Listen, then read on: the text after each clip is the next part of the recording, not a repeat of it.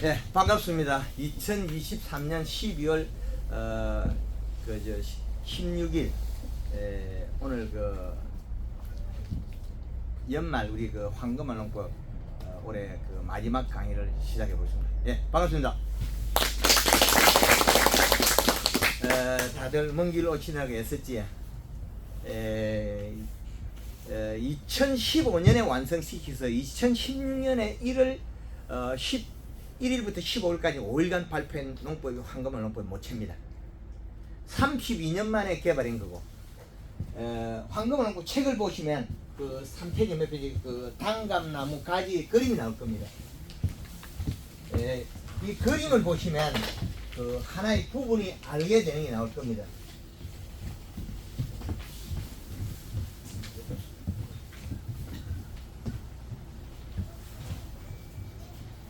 어, 4대 공식을 개발해냈어요. 4가지의 공식. 왜 공식을 개발했냐면 우리가 원했던 작물이 기르는데 우리가 원한 과실의 크기나 품질이 안 나왔다는 거죠. 비료를 주면 과일이 커야 된다. 물론 맞겠죠. 근데 비료를 줬을 때 과일이 안 커지더라는 거죠. 움직임이 다르다는 거죠. 그러면 사과밭에 가보면 사과 가원에 어떤 놈은 해마다 큰 것만 열어요. 근데 그 외들은 그렇게 행동을 안 해요. 엇박자가 있어요. 그럼 그 말은 뭐냐면 여기에 봄에서 전년도 수연에서 봄순이 자랐을 때 이 봄순이 결정을 하고 있다는 거죠. 봄순이. 그래서 여기에서 꽃핀 자리의 잎의 크기와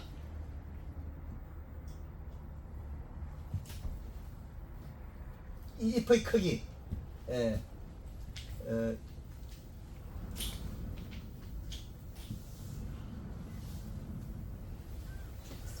그러면 요 잎은 몇 cm고 요 잎은 몇 cm 각각 다르네요.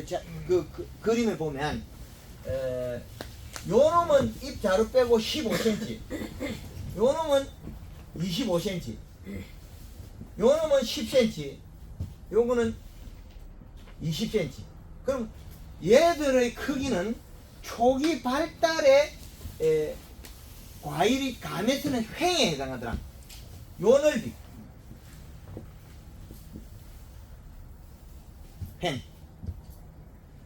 횡을 결정하고 수박 같은 거나 블루베리나 이런 다른 종들은 길이를 결정해요.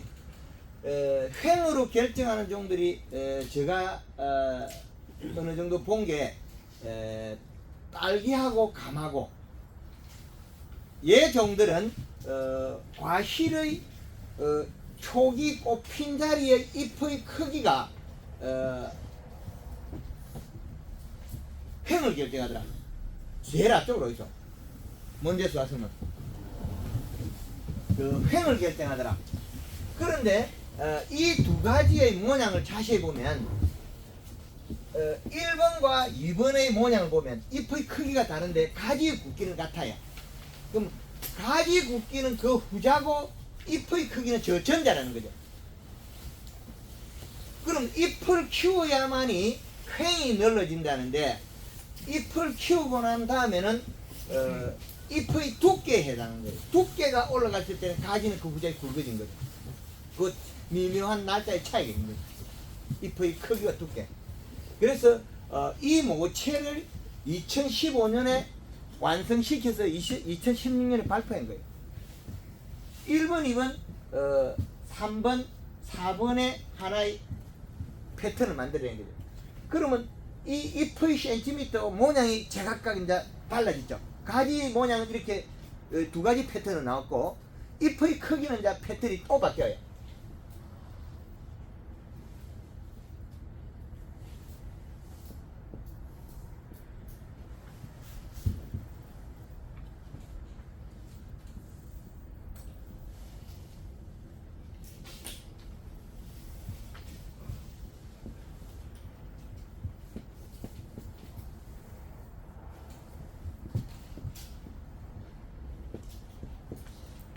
자, 또 두 개가 요 놈이 같아지고 요 놈은 또 따로 놀죠.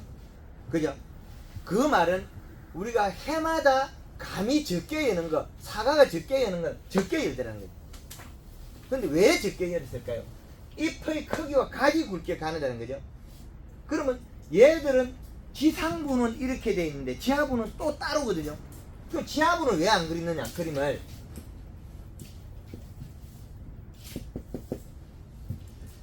지상부가 영향을 줬을 때만이 다시 여기서 달고 올라가요. 달고 어디로 가느냐?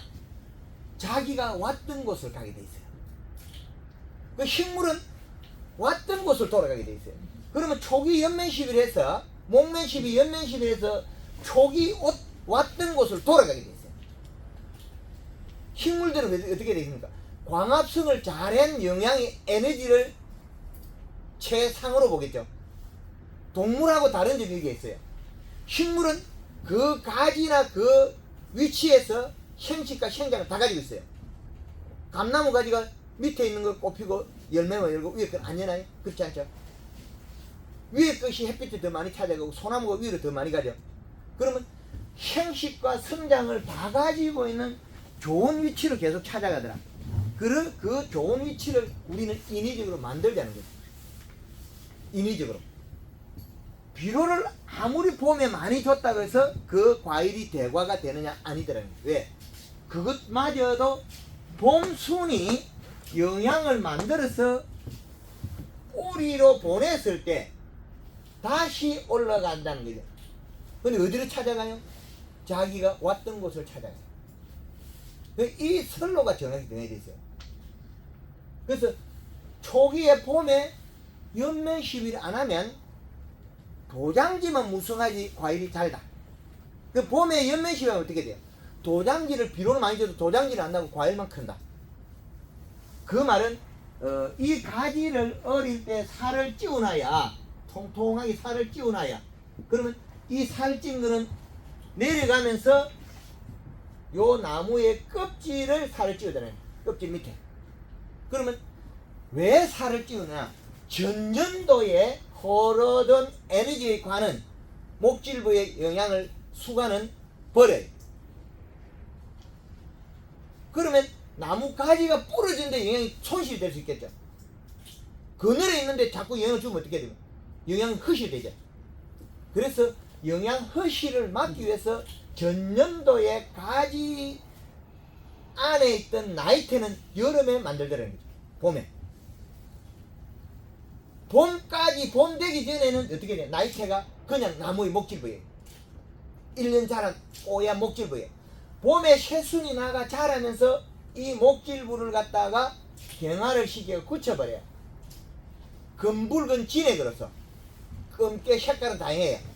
그 진액으로서 봄에 나이테를 만든다. 완성시킨다.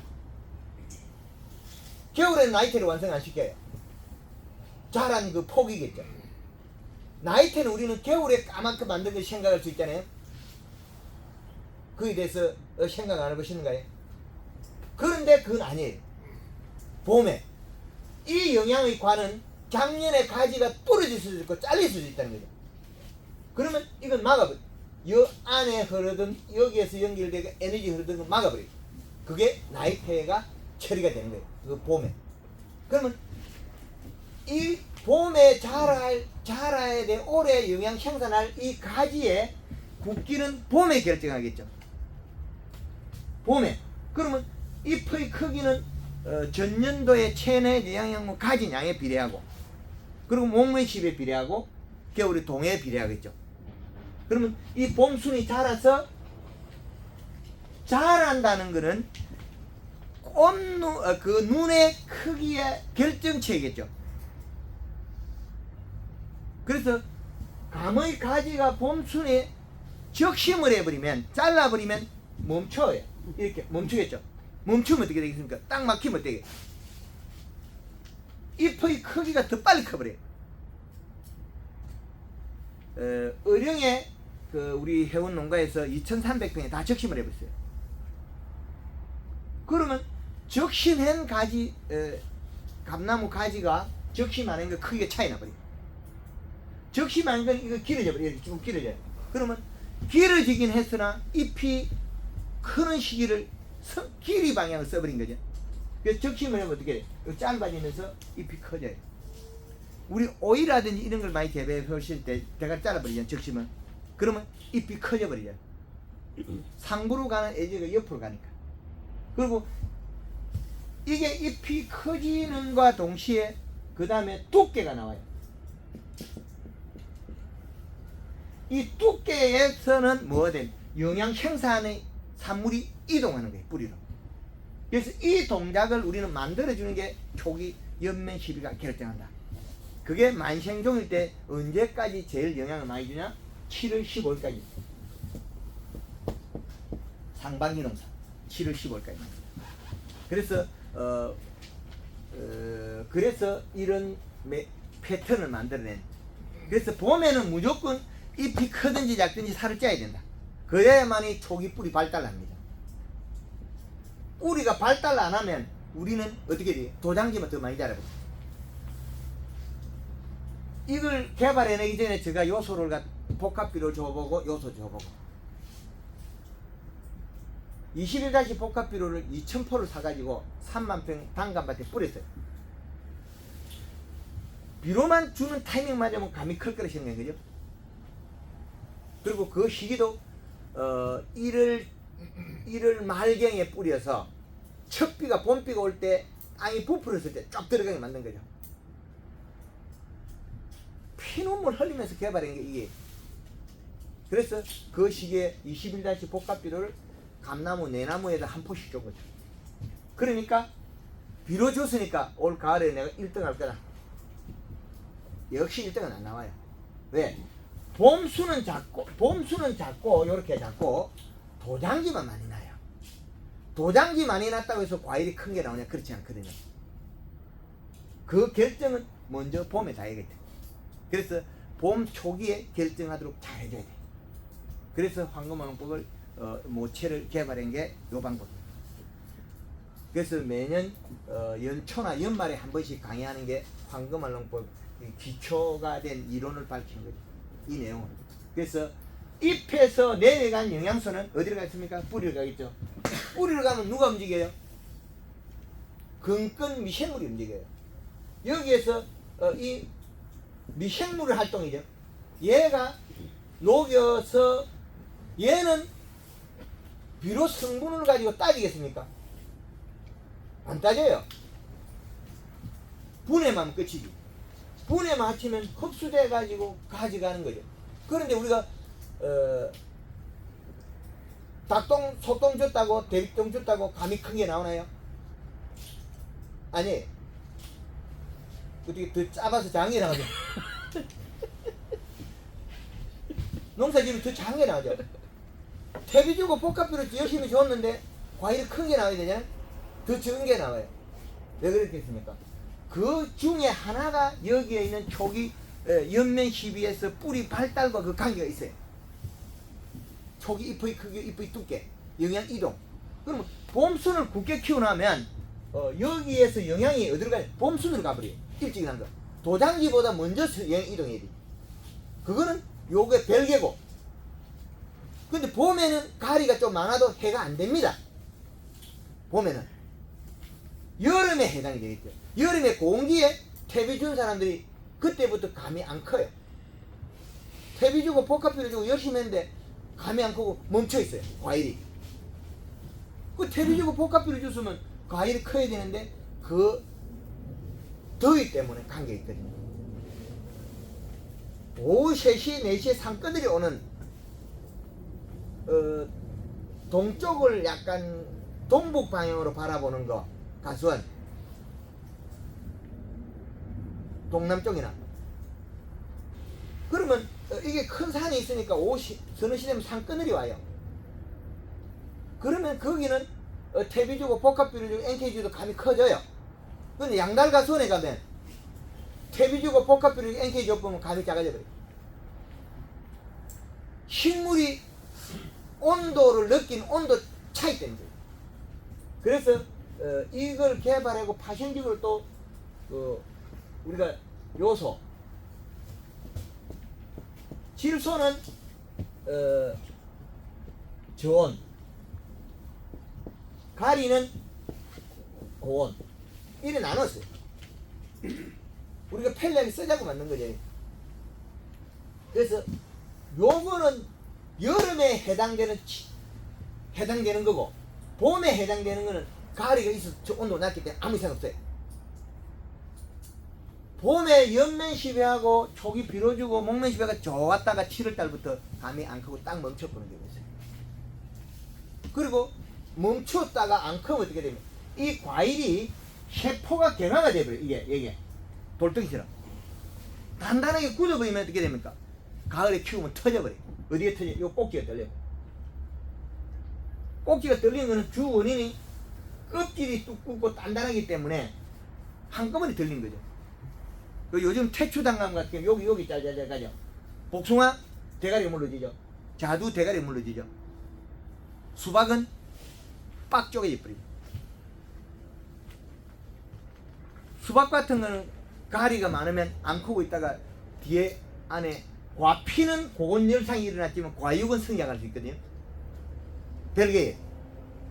과육하고 과피하고 두 개 같다고 생각하면 돼. 여기는 세포장애 안 받았다 안에 있으니까. 어릴 때 봄 냉해 입은 거는 조그만하게 봄 냉해 전체 다 냉해 입었지만은 안 커요. 그거는 봄에 늦술이 맞은 건 안 크는데 과피 고온열상이 있다고 감이 안 크는 거 아니에요. 커요. 수박도 고온열상 입은 수박이 뒤에 딸 때 돼서 뭐 바늘과 찔러도 터진다 하는 거 있잖아요. 그 가리 가다예요. 그래서 과피 고온열상이 일어나는 게 사과든 배든 다 일어나요. 자두 복숭아도. 그러면 거의 다 돼서 끝이 꼭지가 물러지는 경우가 있고 단단해가지고 뒤에가 한 번에 들리는 경우가 있어요. 그건 별개겠죠. 그래서 우리가 재배되는 작물은 요 패턴에서 봄에 에너지를 형성하는 거다. 그래서 요 같은 경우에는 보면 강전정했을 때 가지가 강해진 거다. 강전정. 전정을 많이 해버리면 짧은 가지에서 이렇게 바뀌어요. 이파리는 작고 가지가 굵어져. 그럼 도장기도 많이 나고. 근데 요거는 어떻게 돼요? 봄에 일찍 초기에 연면시배 하면 되겠죠. 초기에 연면시배 하면 요거 요렇게 바뀌어요. 잎만 키워나오면 되니까. 근데 요게 과일이 크도 꼭지 떨림이 잘 일어나요. 꼭지 떨림이 이 과일이 이 가지가 짧기 때문에 짧고 햇빛을 잘 못 가리가 이거 과피 고온열상이 잘 일어나요. 그리고 3번은 보면 잎의 센티미터는 1번하고 같아요. 근데 초기에 좋았다가 영향이 똑 떨어져버리고 이렇게 돼요. 그러면 과일이 작고 못 자라요. 이거는 뿌리가 행동 안 한다 소리예요. 그 비료가 먹고 그 대사정을 잘 못하고 있는 거예요. 얘는. 그리고 요거는 나무가 노화된 나무. 노화된 나무들이 거의 주의 특징이 가리 가다가 많아요. 노화가 가리 가다.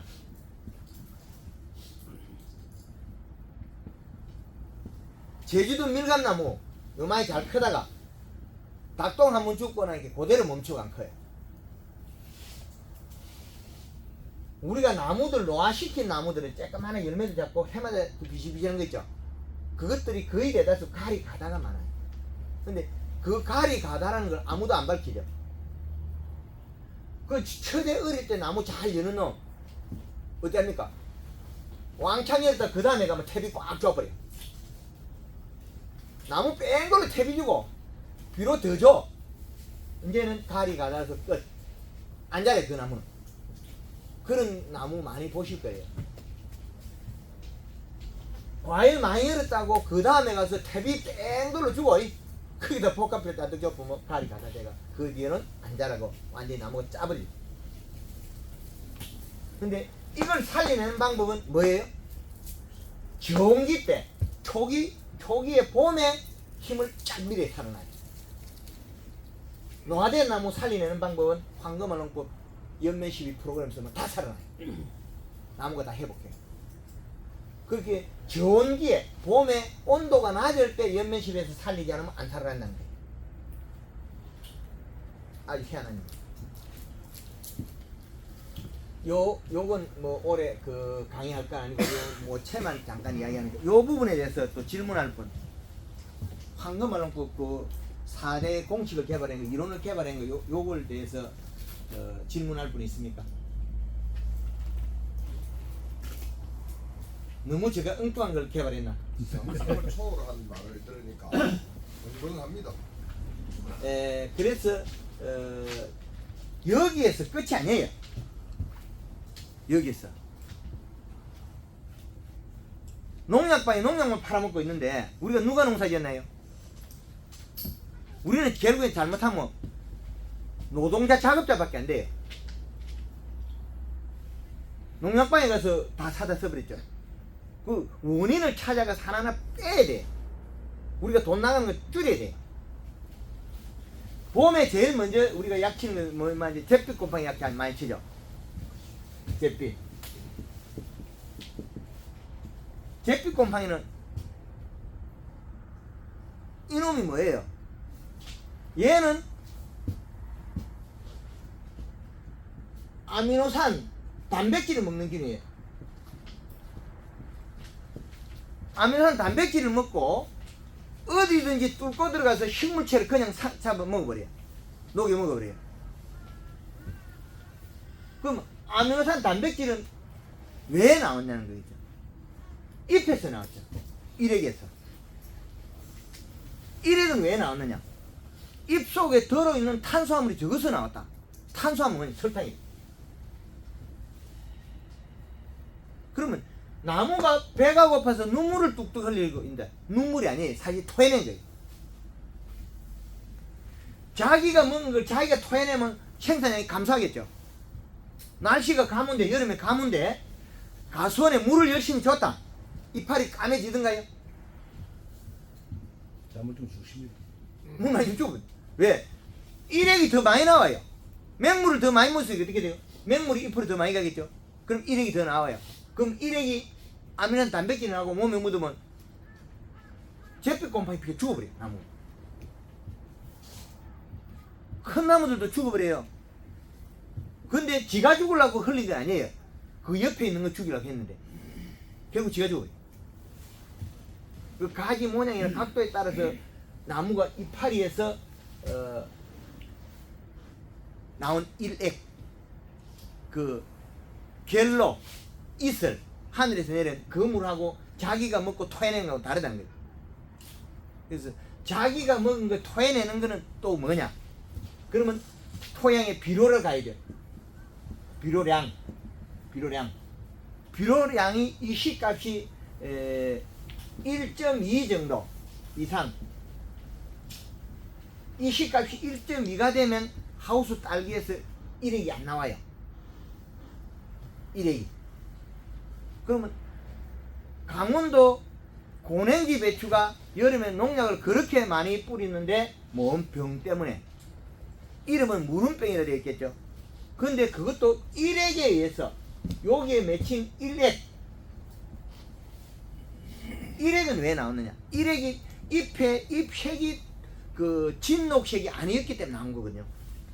그러면 강원도 고냉지 배추가 1.3에서 1.8이 되면 배추가 병이 없어요. 일액을 내놓지 않기 때문에 일액에 의한 잿빛 곰팡이류가 안 생기는 거죠. 그리고 배추 우리가 그 김장 배추 보면 이파리 속에 까뭇까뭇 점 있죠. 깨시 무늬병. 이것도 역시 마찬가지 아미노 단백질 먹는 균이에요.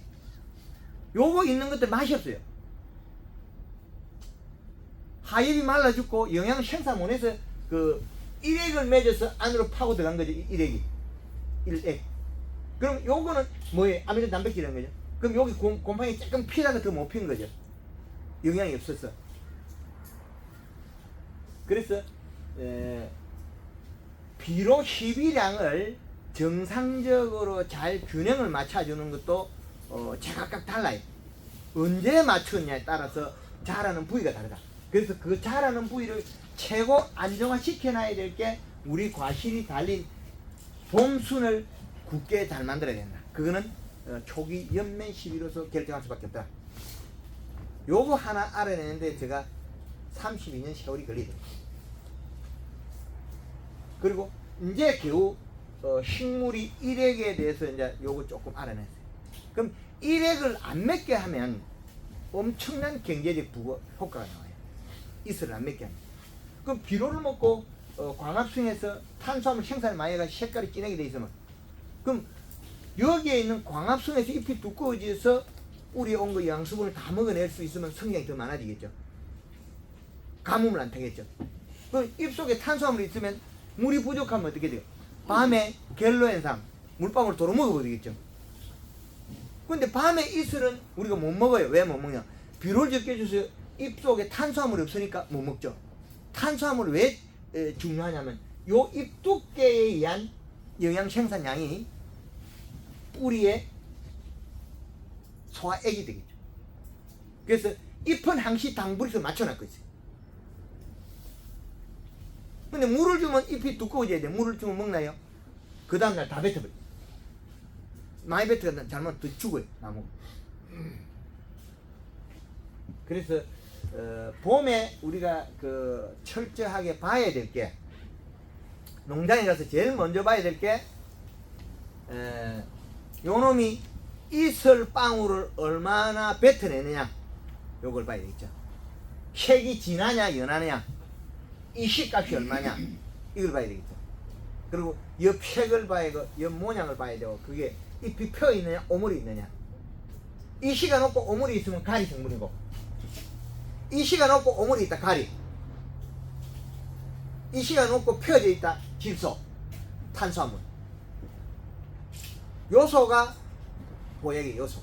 퇴비가 보약이 아니고, 퇴비는 이제 오염 단계에 넘어간 거고, 많이 주면 전체 평균을 보면 오염 단계예요. 가리가 많으면 노란빛을 많이 띈다. 힘줄이 노랗다. 가리가 많으면 빨간색도 나온다. 질소분은 맑은 색이 나와요. 맑게 나오고 색이 진청색이 나와요. 그래서 앞으로는 이런 교육이 더 늘어나야만이 전체가 좋다. 요 황금알농법 요거 4대 공식 요 개발한 거 괜찮지? 하여튼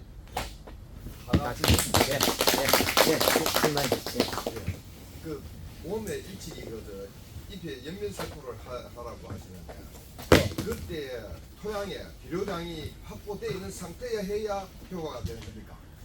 봄에 눈이 부풀 때 비료 줘라.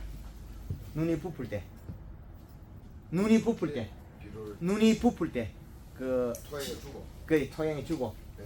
그때는 비료 품질에 따라 좀 차이는 좀 많이 안 드는데, 봄에 퇴비 주면 농사 망친다. 봄에 퇴비 주면 농사 망친다. 왜 그랬겠습니까? 요놈 가리 때문에 그래요. 이파리가 우리 감나무 이파리 가서 자세히 보면 첫 번째, 두 번째, 세 번째, 네 번째 이파리가 온방하게 생겼어요. 온방하게 생겼어요. 왜 그랬겠어요? 가리 성분에 요 테두리가 탄 거예요. 요게 뿌리에서 가리를 먹고, 여기에서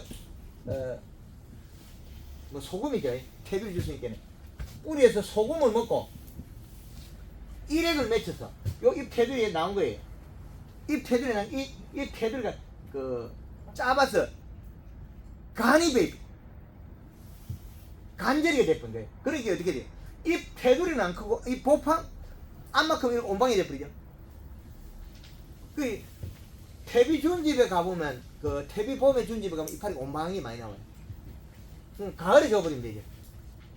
가을에 좀 흘러나가게, 소금 좀 씻겨 나가게, 소금이 좀 용탈되게끔 가을에 줘라. 이것도 퇴비도 중요한 게 아니에요. 토양 분석 결과 유기물이 있으면 이것도 퇴비 주지 마요. 줬다가 농사 망친다. 근데 유기물은 다양하게 있죠. 유박도 있고 뭐 퇴비도 있고 뭐 톱밥도 있고 다양한데, 여름에 문제가 탄수화물, 유기물 중에 탄수화물이 좀 문제가 되거든요. 그래서 여름에 우리가 6월 말 정도 돼서 이때에까지는 이상이 없어요. 고온장에 안 입어요. 근데 요때 돼서 질소를 더 먹게 나오려고 하면 이 시기에 우리가 유박을 줬으면 좋겠다. 유박을 주고 그 다음에 비료를 주면 비료가 잘 먹고, 그 6월 말에 그 저 시에서 보조해 주는 그 택배 있죠. 그걸 갖다가 그러면 유박 대신에 주게 되면 어떻습니까? 6월 말경에. 안 된다. 소금 더위 뜻하겠죠. 6월 달에 우리가 그 가수원에 NK 들고 가면 어떻게 돼요? 농사 망친다. 그 시에서 보조해 주는 건 보통 2월 달에 공급을 하거든요.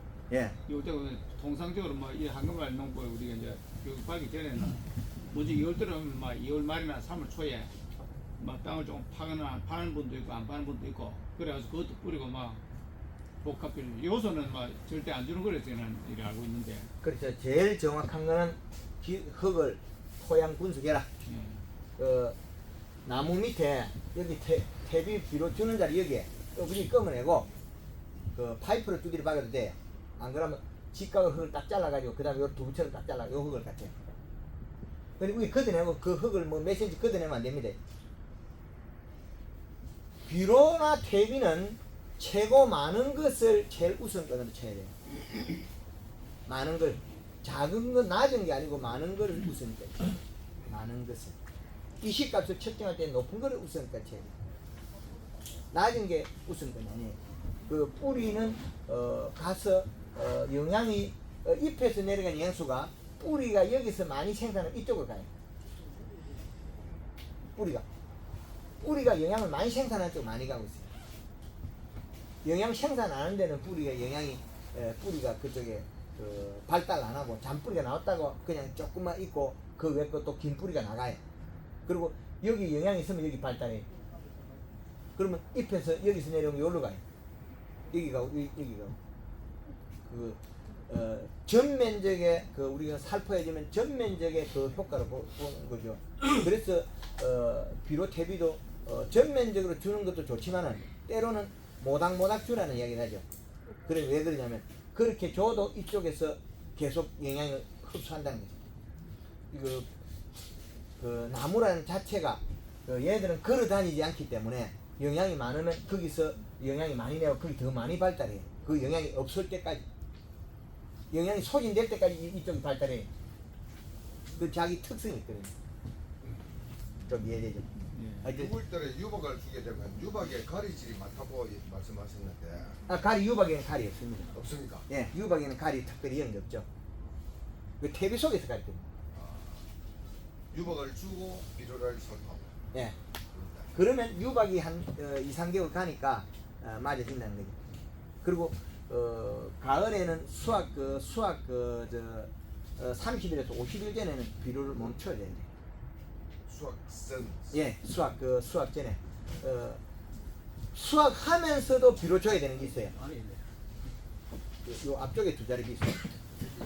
한 바퀴 돌아가 여기 앞쪽으로 있어요. 여기 두 개 있어요. 그 저는 산딸기를 하는데 예. 수확 도중에 예. 비료분이 떨어진다 했을 때 산딸기 자체가 물러지는 경우가 있거든요. 그게 물이 나오고 그게 그 여름에 가리 가다죠. 가리 산- 때문에 그런데. 그렇죠. 가리 가다 때문에 그래요. 예. 그러면 그 가원에서는 봄에 퇴비 줬다가 농사 망치는 거예요. 봄에 퇴비 주고 봄에 퇴비 주는 건 건물이에요. 그리고 토양 분석해보고 유기물이 있으면 퇴비 안 줘야 돼. 그러면 봄에 요소만 계속 줘요. 요소는 주도 상관없단 말이죠. 그렇죠.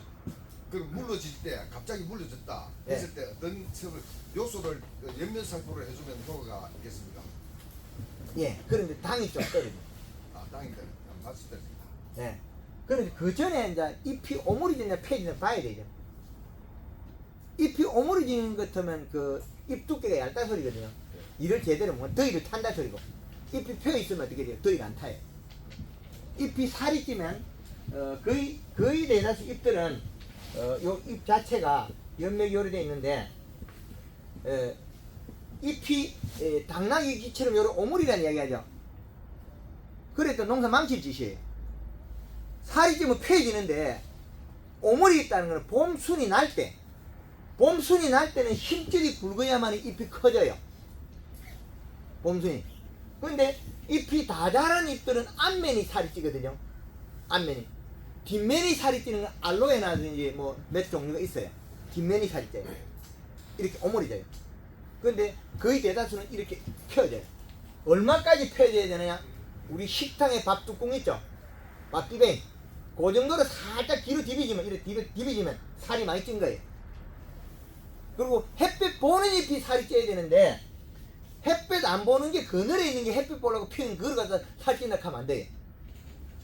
살이 찐 거는 여기 잎에리에 엠보싱이 나와요. 볼록볼록 해져요. 요 힘줄과 힘줄 사이에 살이 찌고 이렇게 올라와요.